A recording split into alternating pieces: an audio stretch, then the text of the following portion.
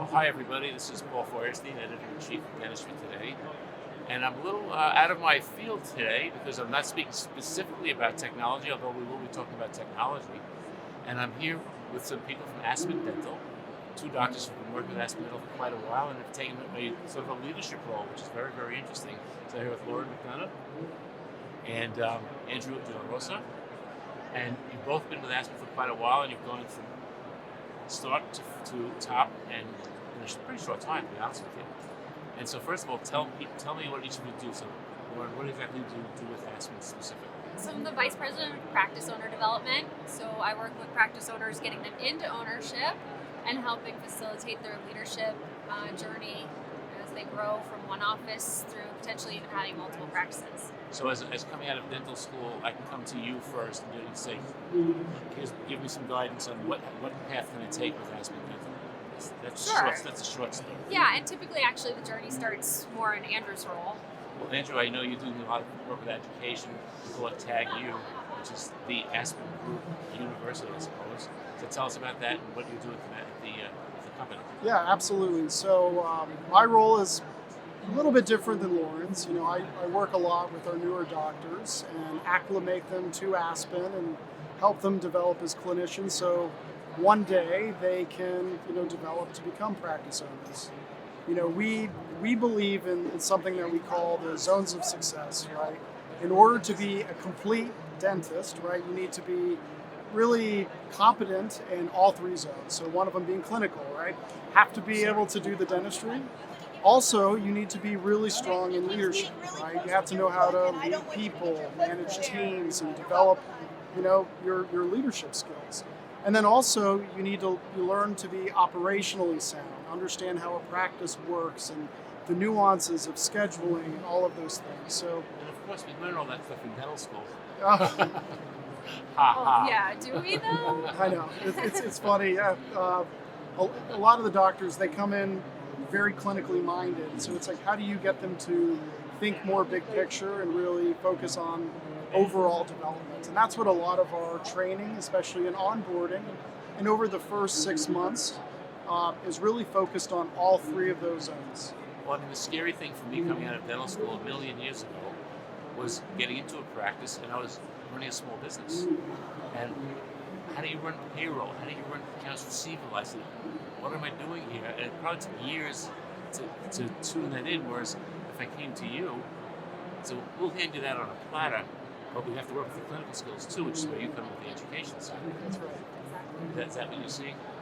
Yeah, so I mean, typically the first 6 months, like Andrew said, are just focused clinically. We're slowly building the reps and starting to introduce schedule management, how to work with teams, how to grow teams, but also you don't come out of school knowing how to interview candidates or how to look at a P&L and understand some strategy behind how to maximize your business, to your point. And so those are things that we slowly integrate in once the clinical skills are right. So from both of your standpoints, you actually are helping other dental practices in Aspen's world do all these things. That's right. That's where it's coming from. So if I came in as a rookie practice player or owner, I look up to you and say, now what do I do? You give me some guidance on my pathway to the next steps. Yeah, absolutely. So what are some of these pathways? So what's the entry level to Aspen as a dentist, and where can I go with that? I mean, I'm always working for Aspen Dental as a worker bee, or something much more interesting beyond that? Yeah, that's a great question. I mean, a lot of our doctors are joining as associates, right? So really, to be an associate is very clinically minded, right? How do we get the repetitions? How do you develop your hands?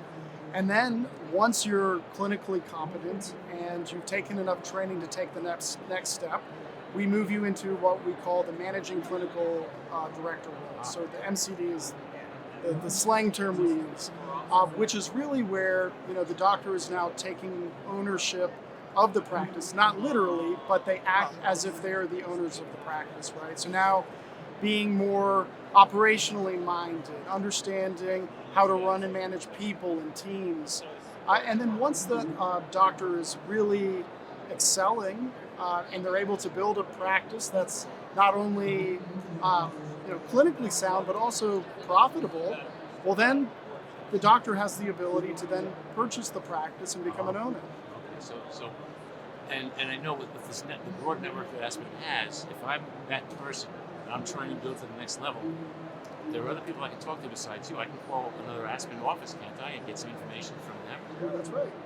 I mean, that's one of the best things about Aspen in my mind is that there's this shared knowledge and kind of thought process where we can compare results, we can talk about best practices and share those amongst each other. We can see people who are doing it really well and just call them up. I mean, the network that we have is pretty amazing across over 1,100 offices. And it's so much shareable at a certain level. That's right. I mean, it's a giant peer network.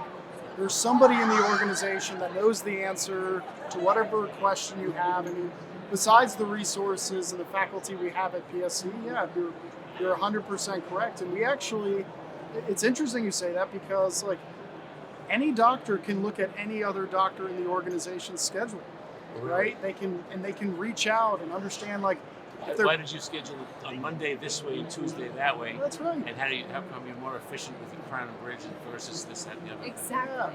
Yeah, and I think the cool thing about being part of a brand is we're all wanting to help improve each other, because the stronger we are as a unit, the better we all are, to be able to treat our patients and be successful. In one of those examples, we have the Oral Care Center for Excellence, what is that? It's a building in Chicago that actually treats the underserved population here. Wow. And we also run training programs there for implants, extractions. Okay, so it's hands-on too. A bit. Very hands-on. That's right. And so some of the specialists within the organization are faculty there, and even some of our really high excelling dentists, general dentists, serve as faculty there. Oh, that's great. It's all in-house basically. That's right.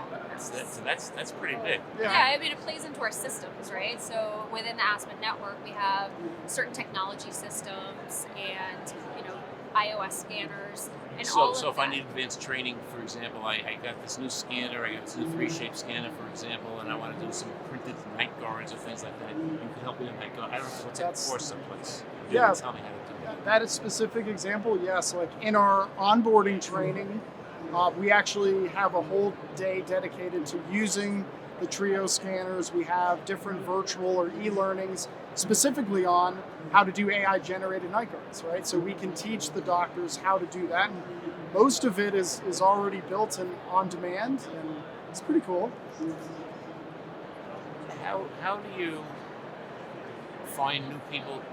I guess, do people find you, or do you find people, or a combination of both to come into the practice? I say people, dentists specifically. But I mean, you're also working with staff too. You have hygienists, you have assistants, you have front desk. But how do people get into your network? Is it just a random thing, or is it recruiting, or are you saying we're going to offer you this package of sorts? I mean, I don't know about how that works.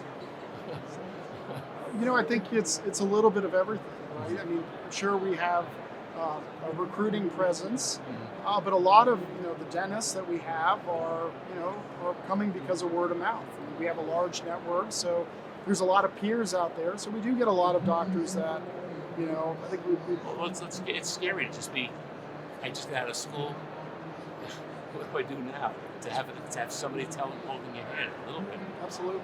So I think the brand recognition from the dental side of things, it is a big network, and the good or the bad, you're going to hear it all. And so the good experiences that dentists are having, they're sharing that with their peers. The unfortunate thing is there's 99% good, and 1% bad is that it gets all the press. Yeah, of course. And we're probably guilty of that somewhere too.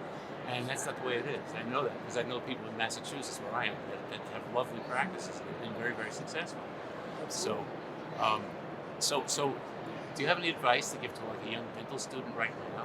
They're going to be coming out of school in a year, $400,000. They're nervous as heck. And why would this be a path for somebody like that? What advice would you give to a dentist like that? Saying, just go to the bank and borrow another $500,000 and build another practice. I mean, what would you say to these young dentists? I think for young dentists, like you're saying, it can be very daunting thinking about going and starting your own practice, taking out more loans. But the major benefit of joining Aspen is the support structure. you will be surrounded by tons of people who have your best interests. They want to develop you from, like I said, all different facets of your development. It's all curated for you. You'll be able to hit, really good earning potential at the same time as learning. So it's, it's funny because I talk to a lot of doctors who, after a year of joining Aspen, when they compare where they are in proficiency to where their friends are, it's not even in the same ballpark. And you know a stat that's actually really cool is 80% of the doctors that join and go through our training programs stayed with Aspen. Why wouldn't I? What I'm hearing is it's a safe place for me to practice. I learn everything. I have a little bit less responsibility on the top end, which is great. Yeah. So actually, after year one, where we see a lot of cultural and operational and clinical development, there's opportunity to grow into practice ownership. And it's not just a year one and then year two approach. It meets people wherever they are in their development. And so as they're entering ownership, there are certain things that will make them really successful, and we have a focus there. But our average practice owner owns 3 offices. Wow. So the skill set that gets really successful in one location doesn't necessarily take you to the 3 locations or beyond. And so there's learnings that happen along the way. It's a lot of peer mentorship and strategy. I think that peer mentorship is the big deal, because you as we talked before, you can compare notes of those practices, but then to have them say, well, not only is this how we did it, we'd like to tell you how we did it. Sure, and I think our owners love to share and impart that knowledge with other doctors. And that's one of the big, appeals for the newer doctors too, is finding that mentor, that experienced dentist to partner with and, elevate them to become just like them. Yeah, and even recently, you just had the multi-practice owner course, so you have all these different owners who own multiple practices all working together on, just best practices and how to be successful in more than just your one office, right? Wow. So, to all of you out there who have been saying, what is Aspen Dental? I think you have a little insight into it now, and I think there's a lot of things you can research, and don't just say, oh, Aspen Dental. Their presence is great. They're successful because they are successful. So just learn more about it. And on the video, what we'll do is we'll just post some different resources that you can do to find out more about Aspen Dental. And I want to thank you both so much for sitting with me and teaching me something that I really wasn't very familiar with. Thanks, Dr. Feuerstein. Yeah, it was a pleasure hanging out. All right, thanks, guys.